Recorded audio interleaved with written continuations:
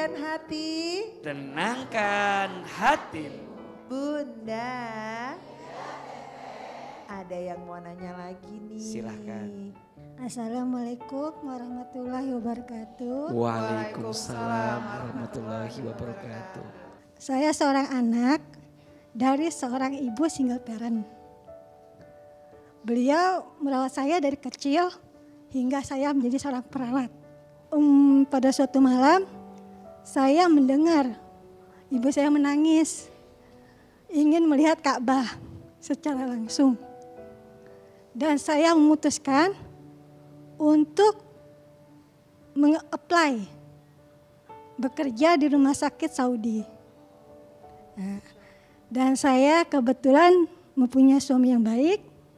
Saya meminta izin ridha sama suami untuk bekerja dan meninggalkannya selama 10 tahun, A. Setelah itu saya mempunyai anak, A. Anak saya diasuh oleh kakak saya. Karena saya punya anak kakak perempuan dari kecil, anak saya diasuh sama kakak. Dan kakak saya itu nggak punya suami. Dia mendedikasikan hidupnya untuk merawat anak saya sejak kecil. Dan selama 10 tahun itu saya berkeinginan, saya ingin menghajikan umi saya gitu. Alhamdulillah umi saya udah haji, tetapi suami saya nggak mau karena memang dia belum ada niat katanya, belum siap. Nah setelah itu Allah mungkin kasih cobaan kepada saya. Saya saat tugas haji, saya mengalami kecelakaan, A. Dan waktu itu saya membawa jamaah dan saat itu cuma saya yang hidup. Dan saya di Apa, kecelakaan mobil atau ambulan. Ambulan, tabrakan. Iya, tunggal. 7 kali putaran kayak sa'i gitu. Karena waktu itu momen haji juga. Akhirnya saya dirawat di rumah sakit An-Nur Mekah. Dan saya pulang karena mudirnya bilang kamu pulang aja. Udah waktunya kamu pulang gitu. 10 tahun cukuplah buat kamu untuk kembali ke keluarga kamu gitu. Ya udah saya pulang kembali ke keluarga. Nah saat saya pulang saya apply lagi ke rumah sakit Sentul. Tapi anak saya nggak mau gitu tinggal sama saya saat itu. Karena memang deket kan sama budenya gitu loh. Dan saya terpisah, saya tinggal di Bogor, ibu saya di Cepaka Putih sama kakak saya sama anak saya gitu. Setelah itu kakak saya telepon, Dek, kok mama doang yang dihajikan, kok saya tidak gitu. Nah jam 3 dia telepon, jam 5:30 anak saya telepon, Umi gitu, kebakaran. Terus saya bilang, kenapa Dek? Iya Anda tidur, nggak tahu Mbah di mana gitu. Terus setelah itu saya pulang tuh, saya izin sama kepala perawat supaya saya pulang ke rumah karena kebakaran. Saat itu saya lihat bude saya itu, kakak saya itu memang tidur di emperan, memang api besar gitu loh. Karena dia menyelamatkan anak saya gitu kan, menyelamatkan anak saya dan dia tertidur dan meninggal, A.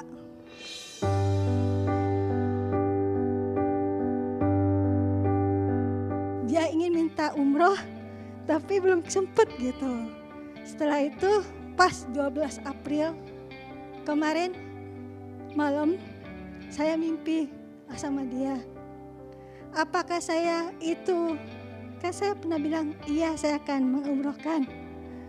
Sedangkan saya belum umrohkan. Apa arti dari mimpi itu, A gitu? Apakah dia emang pingin saya umrohkan atau badalkan? Sedangkan uang yang saya terima waktu saya kerja di Saudi kan saya kumpulin itu untuk mama pergi haji. Alhamdulillah haji furoda waktu itu. Apa yang saya lakukan? Apakah saya harus umrohkan? Sedangkan biayanya belum cukup, A. Dan anak saya juga itu ingin punya biaya. Dia ingin ke Jepang, Kak. Dan kan awal dari hidup ke Jepang itu kan perlu biaya. Iya. Apa yang harus saya lakukan? Apakah akan umroh ke kakak atau biaya dulu ke anak? Baik. Makasih ya. Terima Kak. kasih. Assalamualaikum warahmatullahi wabarakatuh. Bunda. Masya Allah, ini ceritanya luar biasa sekali. Yang pertama, Bunda jadi kebaikan yang sangat luar biasa bagi Bunda karena sudah bisa menghajikan ibu, sudah bisa menjadi tulang punggung keluarga.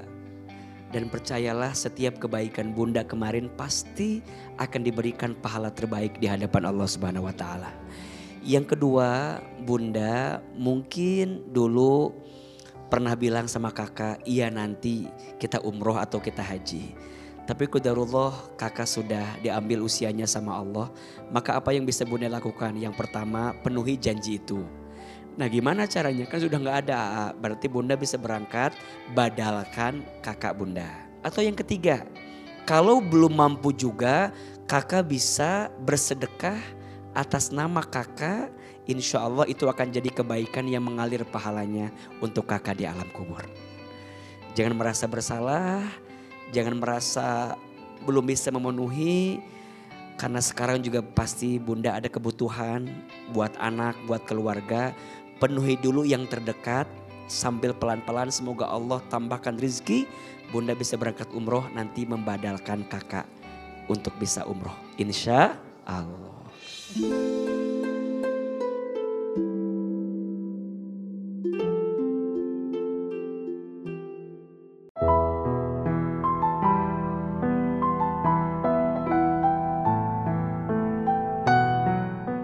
Alhamdulillah ya, kita hari ini seneng banget bisa sama-sama curhat sama Ahilman nih. Luar biasa banget dengan tema kita, tersenyum dalam luka, belajar ridho tanpa tanya.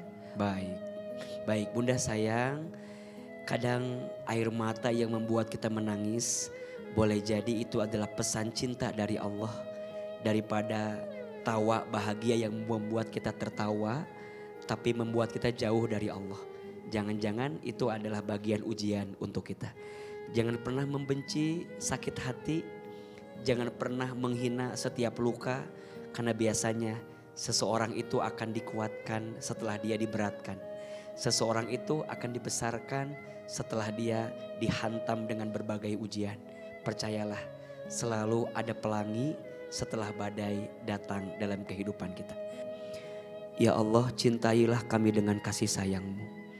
Ya Allah, jika beratnya ujian kami adalah cara-Mu mencintai kami.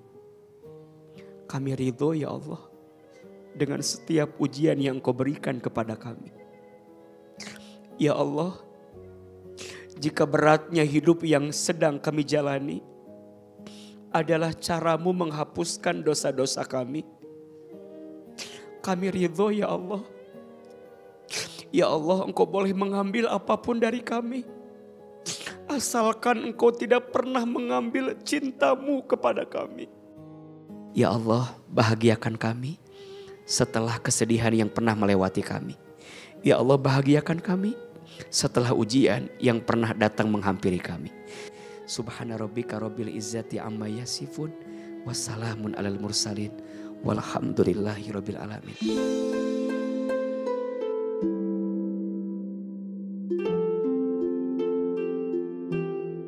Terkadang luka adalah cara Allah mendidik hati kita agar lebih mengenal makna ridho. Senyum di tengah luka bukan berarti kuat, tapi karena percaya bahwa Allah tak pernah salah memilihkan jalan. Masya Allah, tabarakallah. Saya Fairuz Al-Rafiq dan Ustadz Hilman mohon undur diri sampai bertemu di kajian hati selanjutnya.